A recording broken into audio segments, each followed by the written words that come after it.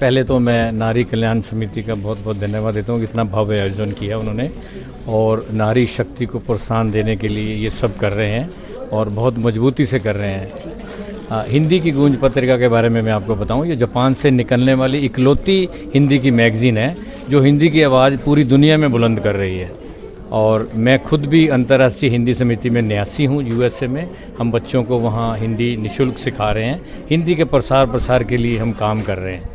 जी, क्या कहेंगे सर, हिंदी कितना ज़रूरी है बच्चों को, कितनी?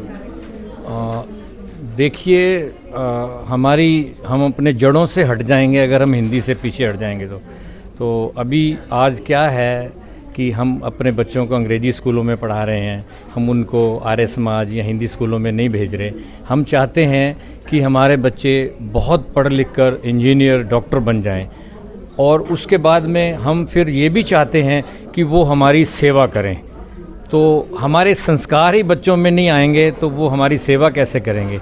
तो हमें अपने जड़ों से जुड़े रहना है, तो उसके लिए हिंदी बहुत ज़रूरी है। और आपकी जानकारी लेके बताऊं मैं कि भारत सरकार भी प्रयास कर रही है। लगभग 200 देशों में हिंदी के टीचर हिंदी पढ़ाने की कोशिश कर रहे हैं वहाँ पर। और प्राइवेट संस्थाएं जैसे हमारी संस्था है, बहन जी की हिंदी की गूंज है, तो ये पूरी दुनिया में अपना डंका बजा रही है। बच्चे इससे प्रेरणा ले रहे हैं, हिंदी अपने माता पिता को बोलते हैं, सुबह नमस्ते करते हैं। पानीपत में ये मेरा दूसरी बार आगमन है और इतना अच्छा, इतना भव्य जो आगमन है, इन्होंने सत्कार किया है सबका, उसके लिए तो शब्द ही कम पड़ जाएंगे कि हिंदी की गूंज का और नारी समिति का जो ये चल रहा है इकट्ठा, वो बहुत ही अच्छा और सार्थक इन्होंने किया है कंचन जी ने। मैं कंचन जी को जितना आभार प्रकट करूँ वो कम है, क्योंकि देखिए हिंदी भी जो है साहित्यकार, उसमें पुरुष स्त्री दोनों होते हैं, पर नारी का जो कर रहे हैं अभियान वो भी बहुत अच्छा है। और कंचन जी इतनी समाज सेवा करते हैं। और मेरे साथ न्यूयॉर्क से इंद्रजीत शर्मा जी आए हैं, वो भी एक बहुत ही अच्छे समाज सेवी हैं। और हिंदी की गूंज जापान से निकलने वाली पहली हिंदी की पत्रिका है और पहली साहित्यिक पत्रिका कहिए, हिंदी की पत्रिका कहिए, वो नंबर 1 है जो जापान में रजिस्टर्ड है। क्योंकि कल को मैं नहीं रहूँगी पर हिंदी की गूंज जापान में ज़रूर रहेगी। और उसको यहाँ पानीपत में कंचन जी उसकी प्रभारी हैं जो चला रही हैं। और उन्होंने इतने अच्छे सदस्य जोड़े हैं, सभी आज यहाँ पे हैं जिनसे पहले एक बार मिली थी जो कम थे, अब तो बहुत सारे सबसे मिली हूँ। वो बहुत ही अच्छा लग रहा है। इतना अच्छा अभिनंदन, इतना अच्छा स्वागत करने के लिए मैं कंचन जी को दिल से आभार प्रकट करती हूँ। और सबको जो यहाँ आए, मैं सबको दिल से आभार करती हूँ। हिंदी की गूंज पत्रिका का मोटो, मेन मकसद क्या है आपको शुरू करने का? हिंदी की गूंज का ये है, जापान में हर तरह की पत्रिका है, हर भाषा की है, हिंदी की नहीं थी, मतलब हमारे भारत की नहीं थी, तो मैंने हिंदी की गूंज शुरू की। अभी ये बहुत 5 साल हो गए इसको चलते, 5वां साल चल रहा है। और अब इसके बाद हम पंजाबी की गूंज शुरू कर रहे हैं और साथ में ही जो सोच चल रही है वो भोजपुरी की भी है।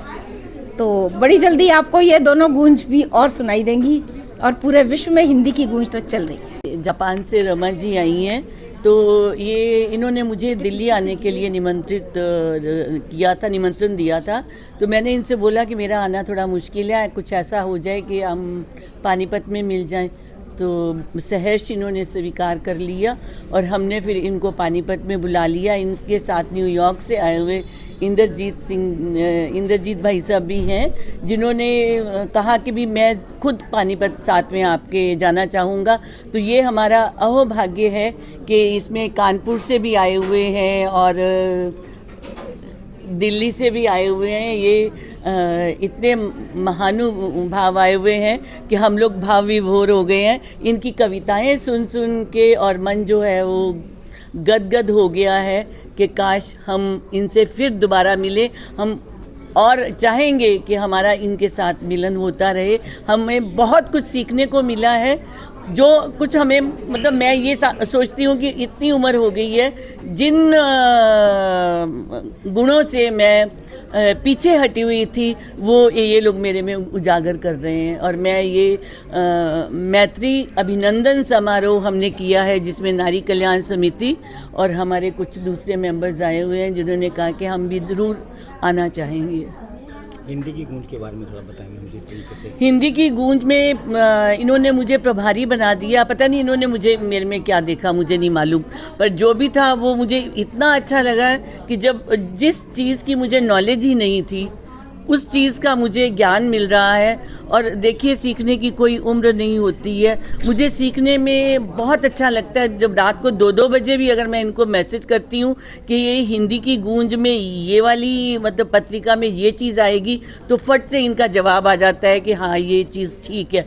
उनमें हम लोगों ने बच्चों की पेंटिंग्स ले ली हैं, मतलब बच्चों के आर्टिकल्स लिए हैं, और बड़ों के तो हैं ही हैं।